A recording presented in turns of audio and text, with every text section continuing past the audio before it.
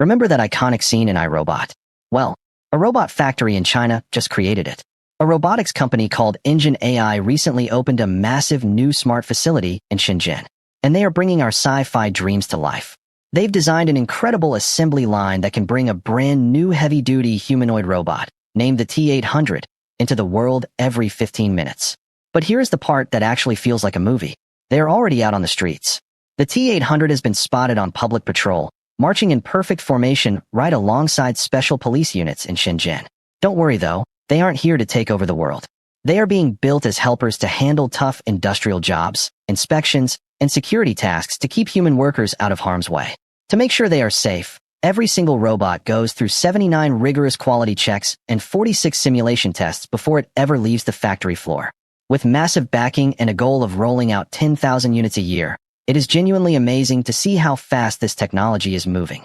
We are watching these machines step right out of the screen and into our reality. If you saw a T800 patrolling your neighborhood, what would you do? Let me know in the comments.